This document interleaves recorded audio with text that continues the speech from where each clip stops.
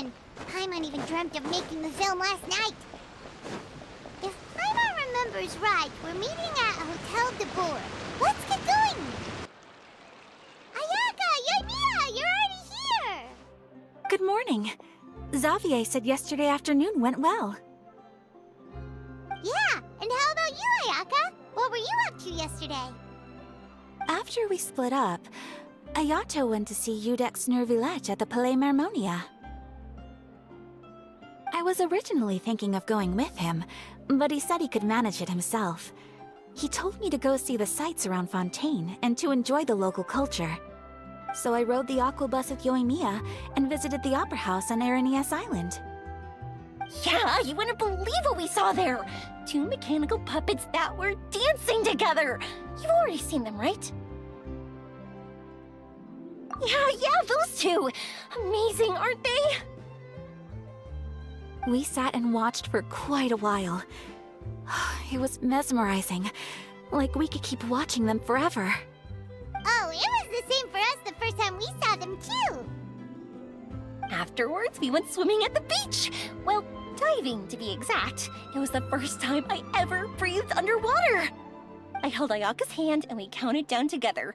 3, 2, 1, and then splash! We were beneath the waves.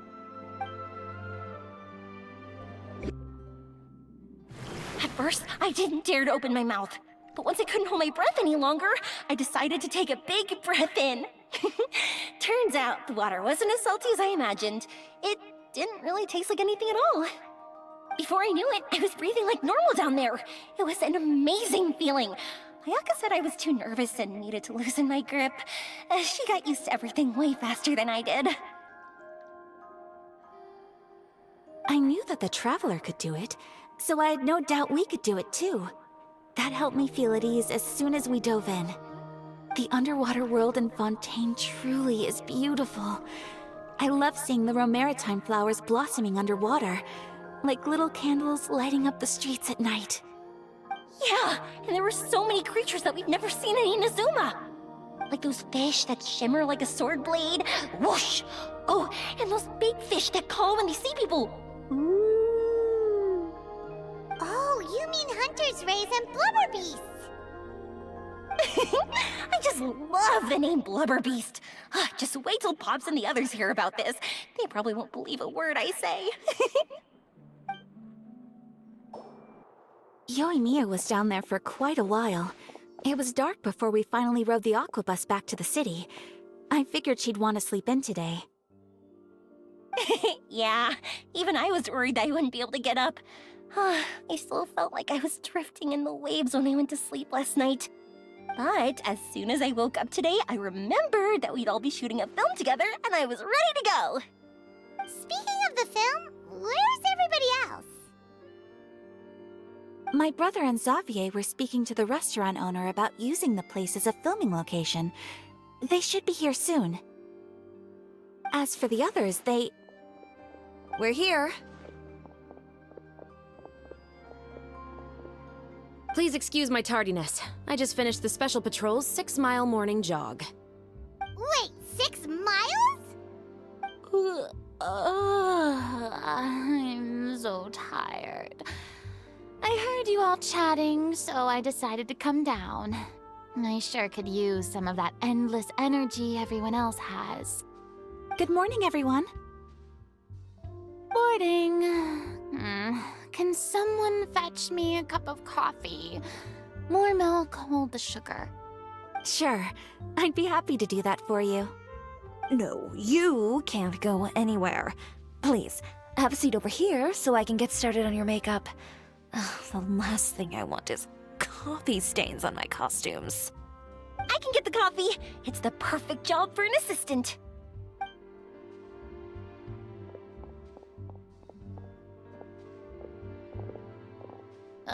So much energy. Seriously, what's her secret? Oh, Yoimiya's always like that. But you sure look exhausted, Farina. It's because you're not used to waking up so early, huh? Of course not. I spent the whole night reading the novel from cover to cover, marking sections that either need to be omitted or adapted. Wow, Paimon didn't expect you to be so thorough. Well, I was the biggest star in all of Fontaine after all. It takes more than just a pretty face to earn a reputation like that. I know how to get serious when the situation calls for it. I went all out when I was acting as an Archon, so why wouldn't I do the same for my own life? Here's your coffee, Director Farina.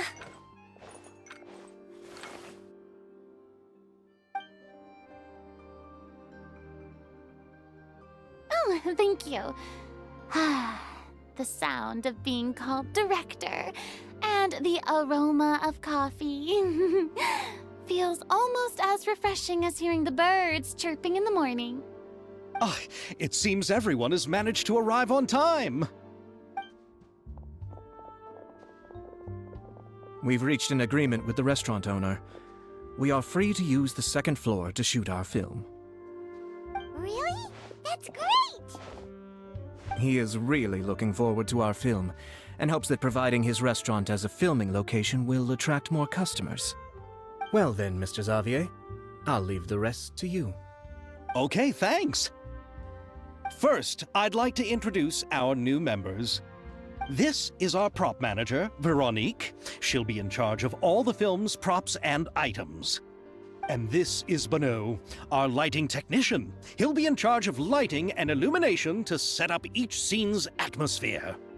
Wow, sure feels like we have some real professionals joining the crew now. First of all, please allow me to first express my sincerest gratitude to everyone in the crew. When my investor informed me yesterday that he wouldn't be able to provide the funds, I really thought that this was the nail in the coffin for this film.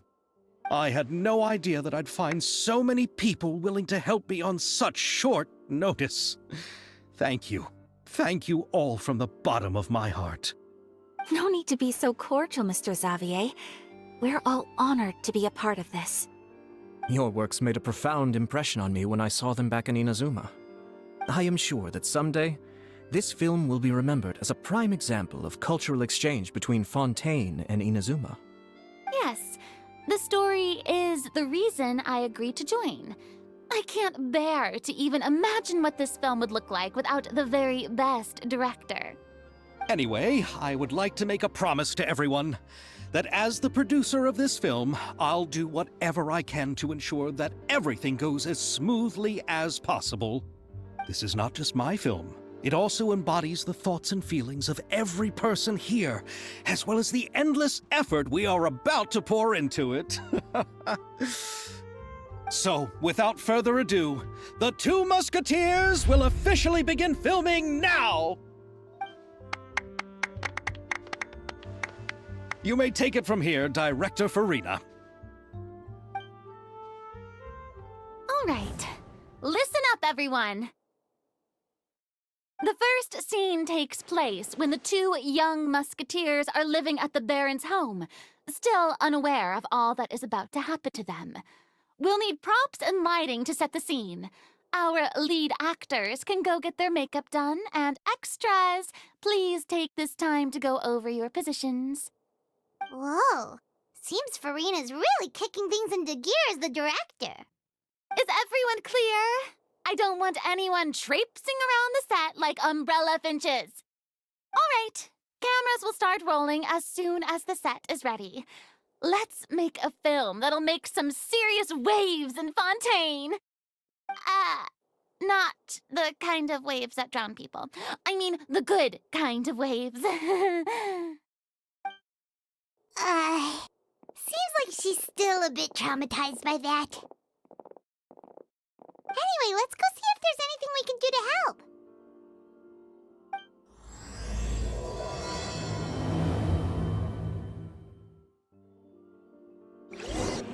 How about here?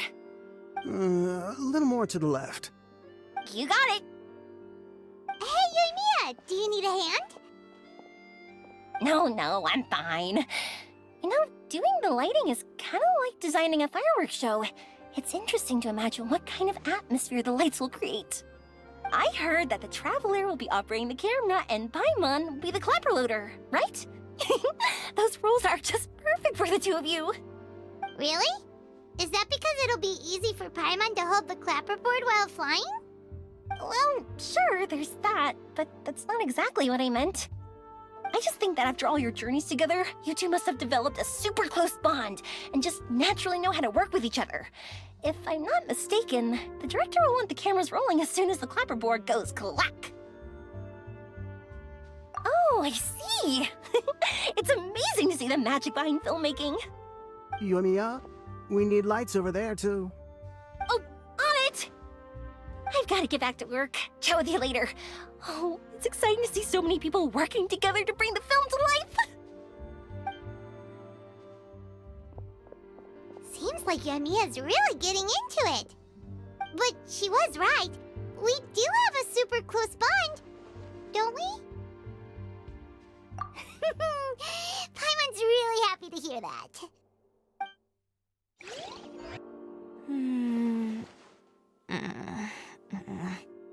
Ayaka has mentioned you to me before. She said that you two were great friends when you were kids. No talking. I'm thinking about how to do your eyeshadow. Ah, yes. To help me really look the part. To achieve a more young and naive look for this scene. Are you saying the wrinkles around my eyes are too deep? You just have too much of a calculating look in your eyes. You sure don't mince your words. It seems you really haven't changed much. Quiet. So, this is a real musket? No, it's just a prop weapon. Not bad. Have you seen a real musket before? Only in books and newspapers. I made this one based on the relative shape and proportions I saw in reference images.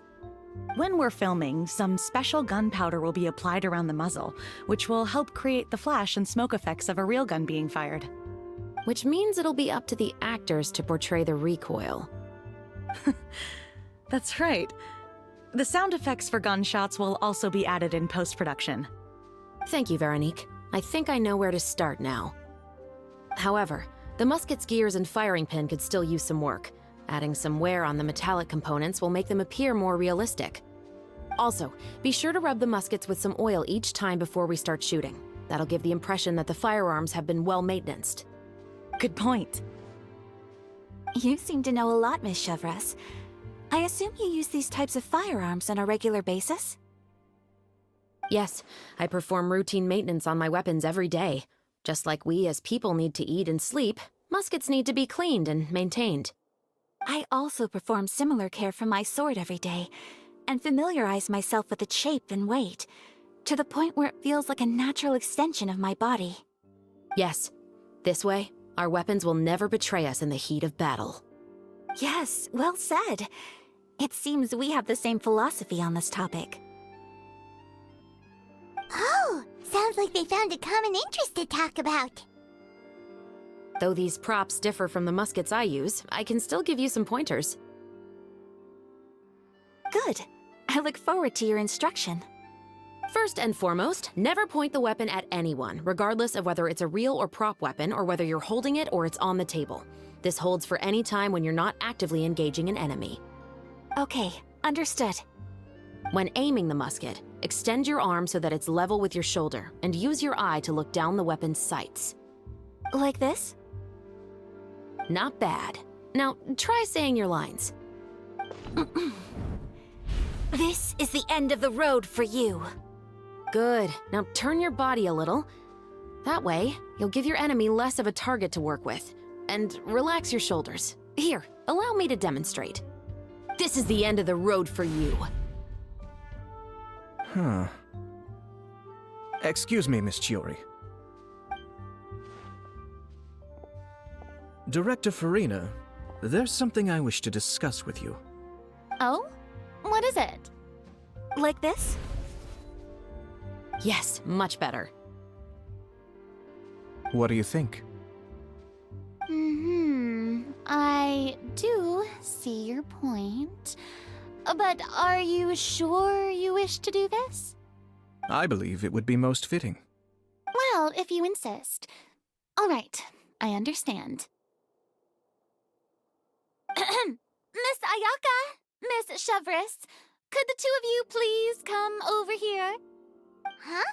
What's going on? Are we gonna start filming now? Let's go see. What is it? I have a question for you, Miss Chevres.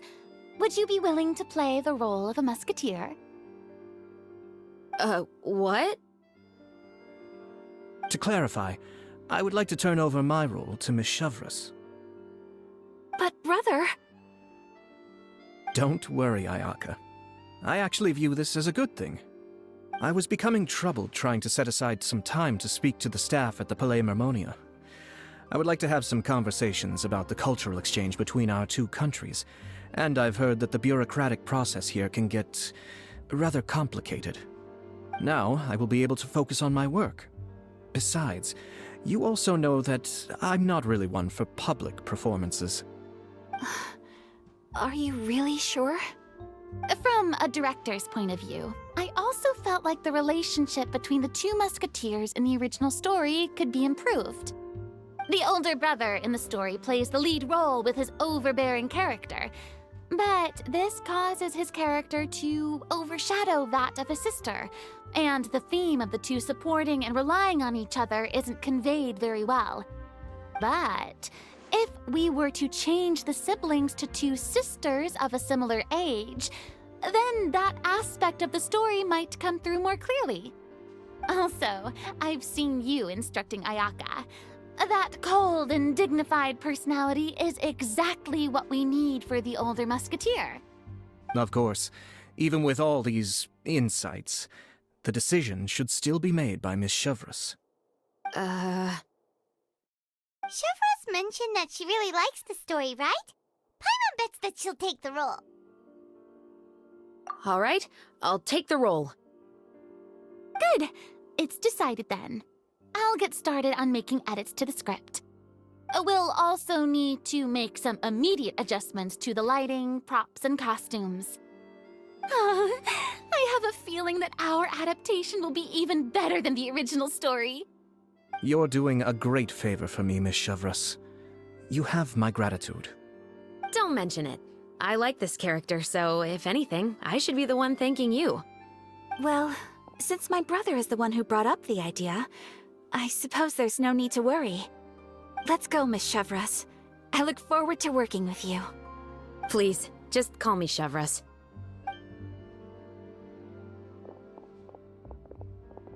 Seems like you're really going out of your way to solve the problem I was having with your makeup. Surely you jest, Chiori. I assure you that I was mostly motivated by a desire to spend more time on formal business. Oh, come on. You really think I'd buy that? According to what I've heard from Ayaka, her brother is someone who can juggle 10 different matters at the same time. I'm sure you have other reasons for backing out. Perhaps. Ayaka always said she wanted to go out and see more of the world, just like the Traveler. But I feel that she needs not only to see other nations, but also to make some different kinds of friends. I think it would be harder for her to make new connections with me constantly by her side. I would like to give her some space. All right, go on. Spoil her some more. Ayato, it's too bad you're stepping down from the role. Paimon really wanted to see you act as a musketeer. No need to poke fun at me. I'd wager that you also felt that I wasn't the best candidate for the role. It's a little hard for Paimon to imagine you saying those lines. Yes, I've made an appointment to meet some people from the Palais Mermonia. Now, I will have some more time to prepare. Traveler, get the camera ready. Paimon, get the clapperboard. Actors, to your positions. We're about to start shooting the first scene. Go on now. And please take good care of Ayaka. Yep, don't worry. Thank you. I look forward to seeing the film when it's finished. All right, now that we're all here, let me help set the scene for everyone. The first scene takes place when our two main characters are still living at the Baron's estate. They've been ostracized and verbally abused by others in the household, but they still have no idea why. We want to capture how naive and innocent they are, despite their pain. Chevres will be playing the role of the older sister, Tulip, and Ayaka will be the younger sister, Iris. Be sure to get close-ups of the main characters at the right moment. Silence on the set! Lights! Camera! Action! Let's go! Tulip, Mother's been out for quite a while now. Perhaps she went to pick some flowers on the way home. You know how she loves flowers. Iris, Tulip! I'm home! Mother! You were out for so long, we were beginning to worry about you. I'm sorry, but I'm back now, safe and sound. Here, I brought your favorite treat, apple turnovers. Mother, what are those bruises on your hand? Huh? What bruises? Oh, I must have bumped into something while I was working yesterday. But I didn't notice them this morning. Then perhaps they're from when I accidentally tripped when I was out just now. By the way, did you have fun playing at home? What's the matter, Iris? Well, we've realized that no one really wants to play with us. They even took Iris's doll and spat at us. And they even called us names. They said we were... Shh. It's all right. Don't worry. Girls, listen to me. It doesn't matter what anyone says. Don't listen to them. No one can define you with such words. You both have wonderful lives ahead of you. Just like your names. You will both blossom like beautiful flowers. Maybe your time to blossom hasn't quite come yet, but one day, you two will bloom more beautifully than anything else. Don't let the soil you're in now ruin your future beauty. Understand? My dear daughters. And cut! Not bad. The actors' emotions were all on point. Let's keep that take. Also, if our clapper loader could avoid shouting at the start of the scene next time... Oh, got it. Great. I was a little worried that my nerves would get the better of me. What about you, Chevres? I felt fine. The lines weren't too difficult at all. Seems like Farina must have adapted the role nicely. You two were great. I couldn't tell it was your first time acting in a film. You should have more confidence. Thank you for your encouragement. Positions, everyone! We'll move on to the next scene after we try a few more camera angles.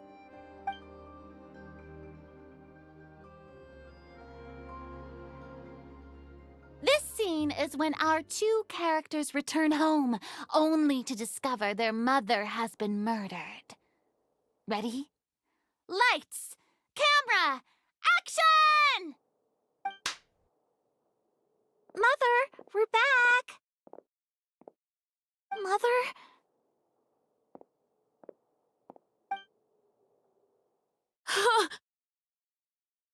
What's wrong, Tulip? Iris, stay away! Huh? Why? What's... Mother! Mother... She's... Huh? There's poison in this cup. Huh? I could have sworn I've seen this kind of cup before. Those aristocrats. They didn't even try to cover up their actions.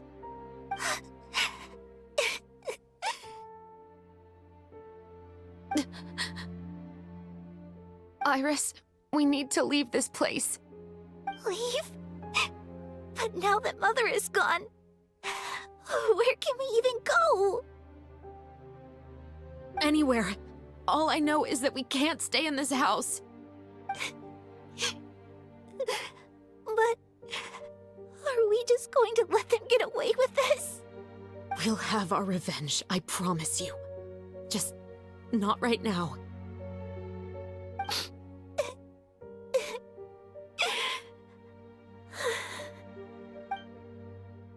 Come on, let's go.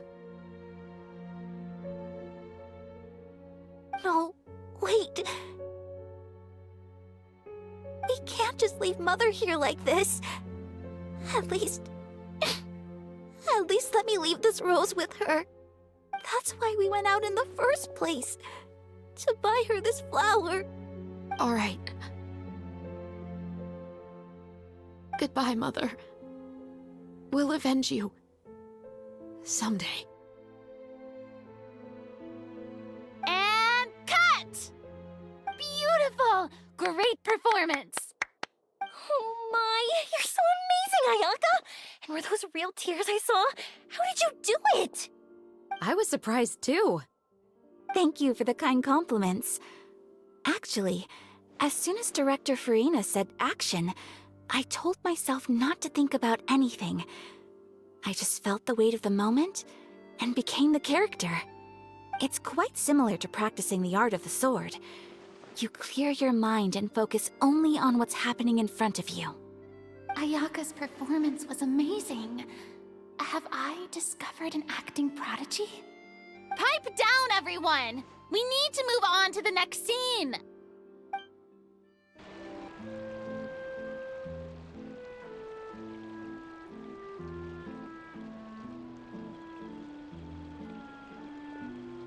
Huh?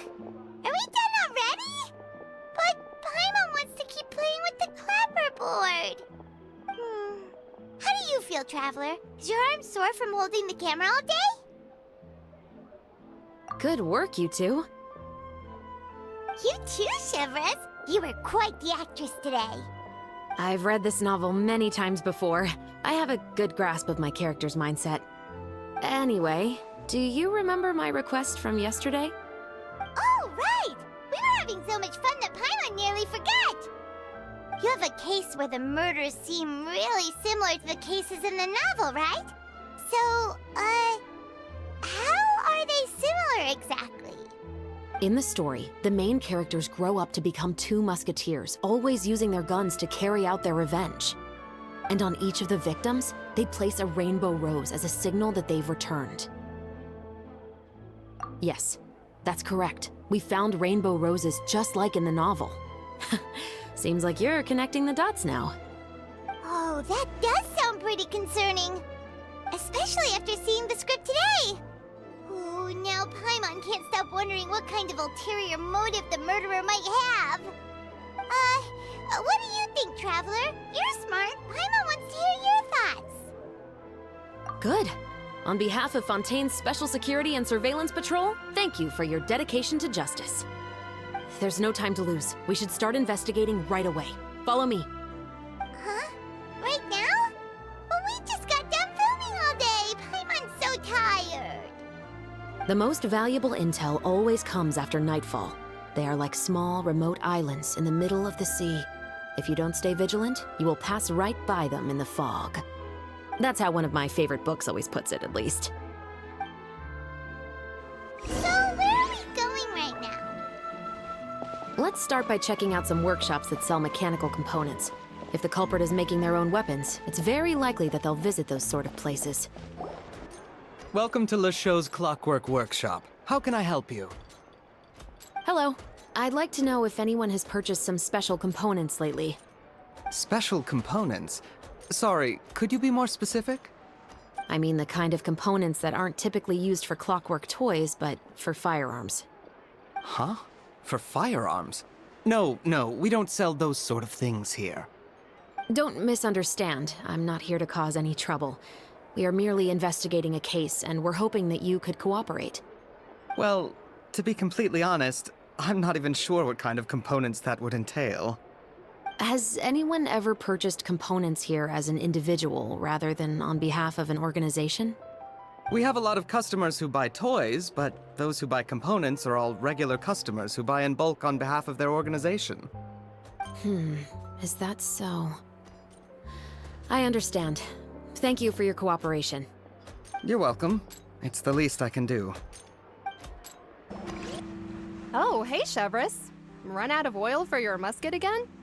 Hello, Estelle. I want to know if anyone has come to your shop recently to order some firearm components.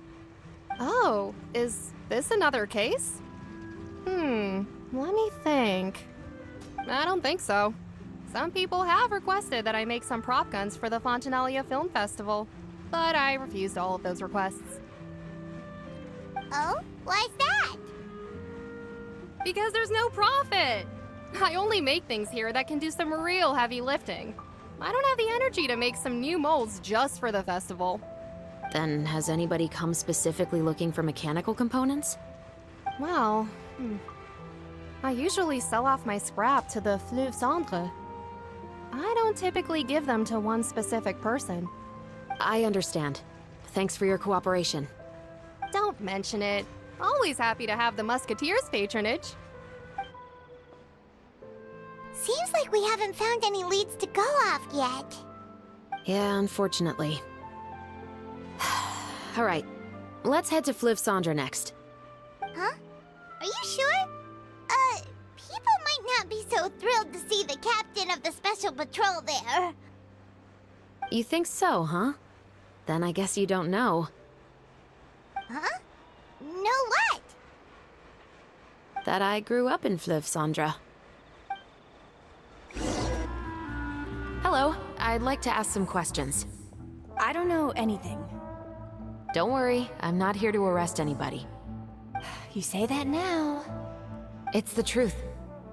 Here, take this as my guarantee.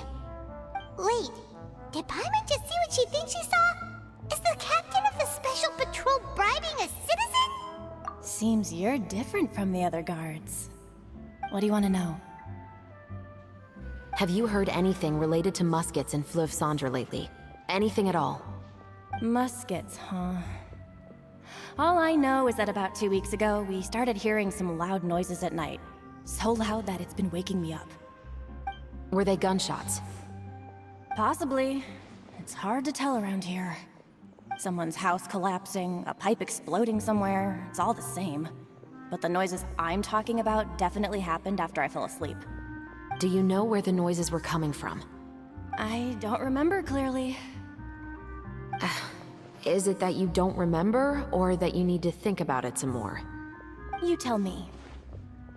Then please, think about it some more. She's giving her even more. The noises came from the end of the Southern Waterway. I came out and had a look for myself and I wasn't sleeping well, but I didn't dare get too close. That's all I know. All right, I'll take your word for it. Thanks for the pâte de fruits.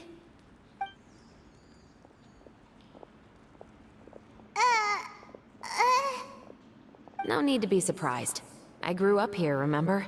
I know how to get people around here to talk. Seems you catch on pretty quick. Now then, let's keep going. It's been a while, Tetro. Please, just get on with your request. I want to know if you've heard anybody talking about muskets lately. Information isn't free, you know. I've heard that bandits have been extremely active in the countryside recently, and they've been affecting the delivery of goods to Poisson. I can allocate some more manpower to help out with that problem. What do you say? You're still as helpful as ever. One of our men got drunk at dinner about a month ago and lost his gun. 3 days later, it turned up in the corner here. What's weird about that? He just forgot where he put it, right? This is Fleuve Cendre, my friend. Anything of value left in the tavern won't ever make it to the next day. But that gun turned out to be an exception. It didn't get any new wear and tear on it, and didn't even appear to have been fired. We were quite mystified as to what could have happened. I suspect it came back because the weapon was already known to the guards. You mean, A criminal was afraid the Marechaussee Phantom would use the shot marks to track them down? Maybe. But if that's the case, the culprit really took great care to avoid getting caught. I didn't say anything about a criminal. In Floof Sandra, knowing who was killed is as easy as knowing what clothes you're wearing today. It's the guy living in the East Side, isn't it? I've never liked him. Every time he's here, he just orders a drink and sits there with a nasty look in his eyes. So, who was the one who lost the gun in the first place? Don't bother. Even if you ask, he wouldn't admit to owning a gun to some strangers. Not to mention the captain of the Special Security and Surveillance Patrol. He's right. I know you grew up here, Shovris. Even though you're on good terms with the Spina, you've still been gone too long. Not many people know you here now, and a lot of people don't like the Special Patrol. I know. So take my advice and don't show your face too much around here. It's for your own safety. I'll come and go as I please, and I'm afraid I'll be appearing more often due to my work. All right. Don't say I didn't warn you. What's all this? Some broken planks and barrels, as well as some liquor bottles? Yes, but have a closer look, Paimon. Even though somebody has purposefully tried to clean them up, these are obviously marks from musket bullets. In other words, someone was here trying to improve their shot. They were using the barrels and bottles for target practice. Could it have been the killer? Your guess is as good as mine. Although many people at Fleuve Sandra own guns, few hide the fact from others. And even fewer would go to such lengths to hide markings from practice shots. Anyway, let's go. There might be more to this. Seems like that's all we'll be able to uncover for today. Paimon feels like we managed to learn a lot more here than up on the surface. Yes. Assuming that everything we found is indeed connected to our suspect, then their timeline was probably something like this. A month ago, our suspect found a gun and took it home to disassemble it. Once he'd figured out its mechanics, he brought it back. In the following weeks, he used some parts to create his own makeshift musket, and took it to the Fleuve Sandra for target practice. Then, a few days ago, he found his target and carried out the murder. Once the deed was done, he left a rainbow rose on the body, just like the scene in the novel. That all makes sense to Paimon, but we're still no closer to figuring out the killer's identity! The deceased was a resident of Fleuve Sandra. It said that he was a poor, solitary man. Yeah, that's also something I'm trying to figure out. If we are indeed following the novel, and there's a story behind the murder, then this murder should be an act of vengeance. But according to our investigation, the deceased didn't have any enemies. He was no saint, but no one's heard of a rival who hated him enough to shoot him dead, much less care to leave a rose on his body. What message is the killer trying to convey, and to whom exactly? We've thoroughly investigated that possibility. He claims to have spent the whole day at the Opera House on the day of the murder, and the staff there have confirmed his account. Okay, so he has an alibi. Not only that, he lacks a credible motive as well. He has a family of his own, and both of his parents are still alive. I've looked into his records. He was adopted at the age of 6, and all the proper procedures were followed. There are also records of him at an orphanage before then. In the story, the mother of the 2 musketeers was murdered after the children turned 10. Of course, he could have changed the children's ages, but I don't want to assume anything without evidence. More importantly, I've also had a chat with him in person. He didn't seem like the kind of person who would pull the trigger to kill a man. Then, what should we do now? We have all this new information, but it doesn't help us move forward. Investigations take time. I didn't expect us to catch the culprit in just a single day. How about this? Let's spend the next few days filming with the crew. We can continue the investigation once we're done with the film. I'm sure that given time, new leads will present themselves. Wait, but weren't you saying Intel is like small, remote islands in the middle of the sea just a moment ago? Wouldn't you just miss them if you were to stop looking? Ah, but the book had more than one reference to the islands, Paimon. Oh? What else did it say then? As long as you spend enough time sailing through the fog, you'll eventually come across an island.